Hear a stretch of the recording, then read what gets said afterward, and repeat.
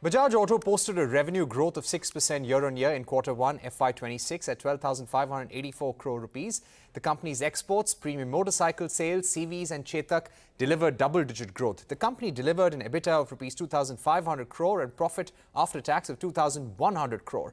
Bajaj Auto and TVS Motor Company have been leading electric two-wheeler sales, followed by Ola Electric. But the big issue and hurdle for the EV industry has been the rare earth magnet crisis, and now the industry will also have to face tariff uncertainty. There are US-India trade tensions, but that also has a ripple effect on tensions all around the world. Joining us now to discuss Bajaj Auto's trajectory here on in this uncertain environment is Rajiv Bajaj, the Managing Director of Bajaj Auto. Mr. Bajaj, thank you very much for joining us.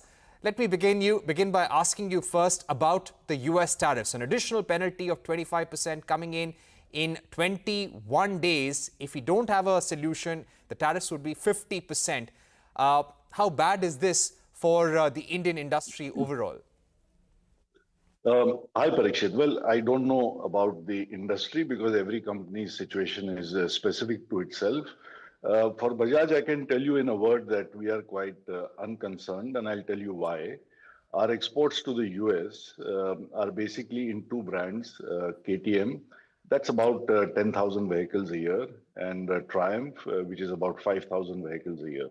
So, firstly, it's 15,000 vehicles a year in a volume of about 5 million vehicles. So that's less than 0.5% as far as volume is concerned. Nevertheless, it's an important market. It's a very profitable market. So it's not a business we would like to lose. And I don't think we are going to lose this business. And I'll tell you why.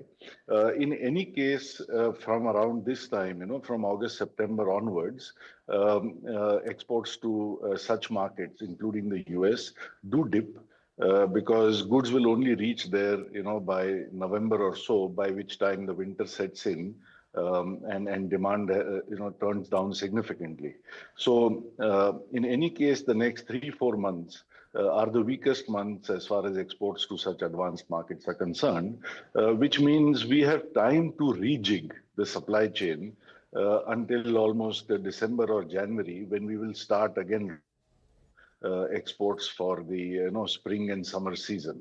And therefore, we have many options, whether we continue exporting from India because there is a rethought on the tariff, or whether we go via facilities that are in Europe or in Asia, such as Thailand, or somewhere in LATAM.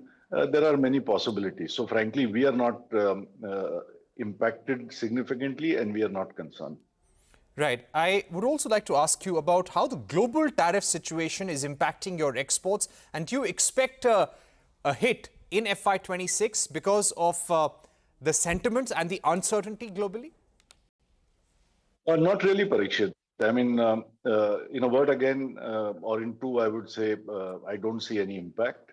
That post-COVID, once our export markets started recovering, particularly in Africa and LATAM, exports came back to a level of about 140,000 a month compared to about 200,000 a month pre-COVID.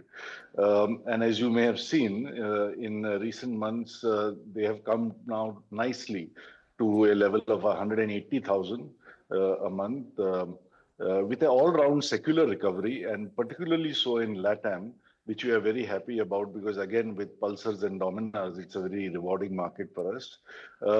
Really, the single sore point that remains is Nigeria, that used to average 50,000 motorcycles a month and is still hovering around 15,000-20,000. So with the exception of Nigeria, for motorcycles and some markets like Egypt for three-wheelers, where three-wheelers are now currently banned, really our export markets have come back strongly. And I'm actually quite hopeful that if this trend continues, it may not be long before we are back to that level of 200,000 a month. Right.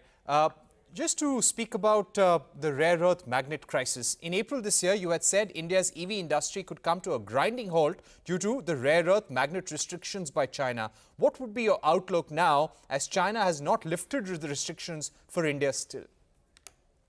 Well, that is still a very, very uncertain situation. I must say this, every day is a new day. Again, it's a very company-specific situation, Parikshit. For us, as you are aware, that in the first quarter of this calendar year, the Chetak became the market leader in the electric scooter segment. And in the recent Q1 of this financial year, our electric three-wheeler, the GoGo, became the market leader in that segment. So what I'm trying to say here is that our volumes are quite high. You know, we would like to do typically 30,000 Chetak a month and in excess of 10,000 electric three-wheeler a month. So for a high volume player, there is a big impact because we don't carry the kind of inventory in number of weeks or months that a low volume player would.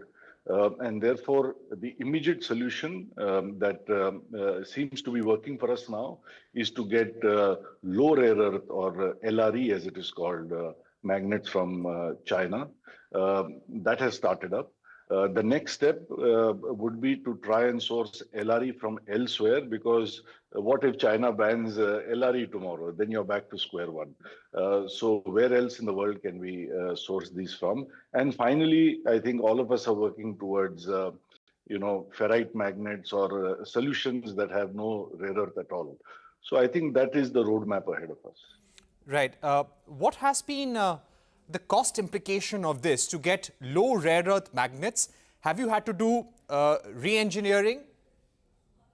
Yes, of course.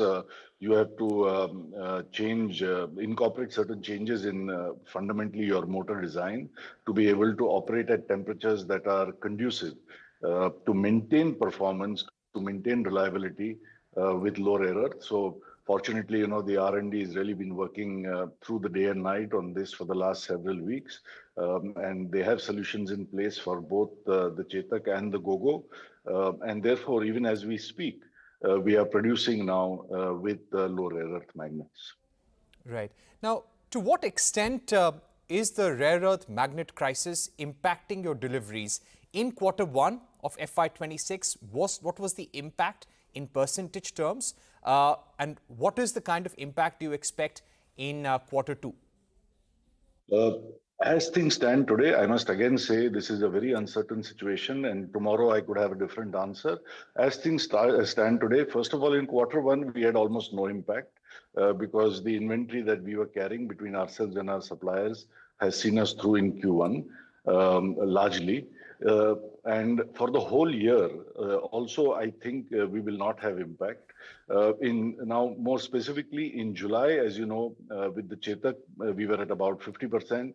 With the three-wheeler, we made it to about 90%. I think we made 8,000 of the GoGo electric three-wheeler. I had said a couple of weeks back that I see us staring at a zero production month in August as far as electric vehicles are concerned. But I'm happy to say that, as I just mentioned, things have changed a lot in the last 2 weeks with the availability of LRE. We are now looking at least a 50% availability as far as the Chetak is concerned in this month, in August, and perhaps about 70% as far as the GoGo is concerned. Things stand today. For the month of September, actually, we should post our highest numbers ever, again, as things stand today. But we will still fall short of demand only because, demand is really high next month, anticipated to be very high because of the festive season. So today, if I have to hazard a guess, I would say something like 40,000 electric scooters, that is the Chetak, and well over 10,000 of the GoGo electric three-wheeler in September is not out of the question if the LRE magnet supply continues as it is continuing today. Right. So if we were to ask you about the full fiscal, would you trim the production outlook, or you would say you will remain on track despite the crisis? Neither of those two. I will actually say that we think we can now do better than we had even planned for the whole year, because by October, production should completely normalize. We should have made up for what we will lose, what we have lost in July and what we will lose in August. And in fact, the reception is so good. As I said, both these brands are market leaders in their segments. So in fact, I think we will hope to make and sell more in the second half of this financial year than we had anticipated at the beginning of the year. Right.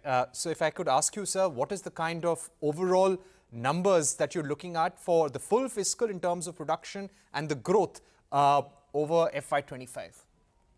That's hard to say, Parikshit, because again, it's very, very uncertain, so it can get a little hypothetical. But I will tell you this, that in terms of capacity, we've pushed it up to 40,000 for the Chetak, and in anticipation of future launches, we are moving it up to 60,000 in the next few months. And for the three-wheelers, I think I would be right in saying we are pushing capacity to 15,000 a month. We'd like to go even higher because although we are market leader, we are still a shade under 40% share. With the ICE three-wheeler, as you know, we have close to 80% share. And that's certainly our goal that, why shouldn't we have 80% share in the electric three-wheeler segment as well? Right. In terms of more launches, what about the EV electric scooter plans? Are we going to see more variants of the Chetak at different price points, electric motorcycles, other EV products? A bit of everything, actually. So as far as the scooter segment is concerned, as you know, we exited the ICE segment nearly 20 years back. So this is a segment in which we had to, we had a fresh start. So we started with the new avatar of Chetak as the electric. I think to answer your question, various SKUs of this platform at various price points, that's been done, I think, quite effectively, which is why we acquired leadership. Of course, more of the same will continue to happen, but we need to launch a new platform, which quite frankly, we would have launched in this quarter. We have deferred that now to Q3, possibly even Q4, as in January. It all depends on the availability of magnets because, as long as there is some constraint, we want to keep making more of what is obviously currently selling. Before we introduce a new product and make life even more difficult for ourselves in terms of additional demand. As far as three-wheelers are concerned, unlike with the scooter, this is where, as I said, we are 80% ICE share, we are the market leader. We are leveraging that leadership, or we have leveraged that leadership with the GoGo. And I think we are going to take it further. I anticipate you asking me a question on our e-rickshaw foray. And again, we are starting production as we speak. I believe we will go to market in the first 4 markets on 10th of August under the brand Riki, R-I-K-I. So that's going to be our brand for the e-rickshaw segment. And as we have done with the GoGo, we'll build it up slowly. We will wait a quarter or 2 before we scale it up because again, we need to get the product absolutely right. We are still, making our way up the learning curve.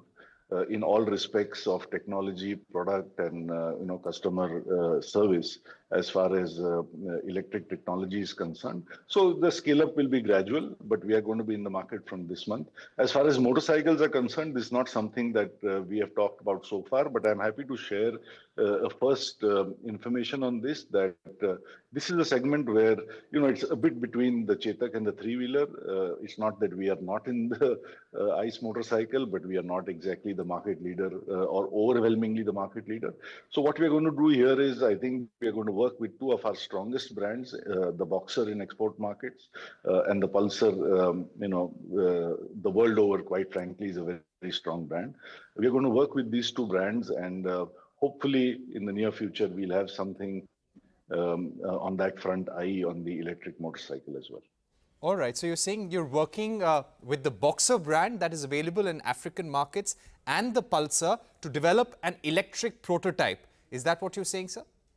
To develop 2 electric motorcycle platforms, one each in the Boxer brand and the Pulsar brand as a commuter and a sports motorcycle.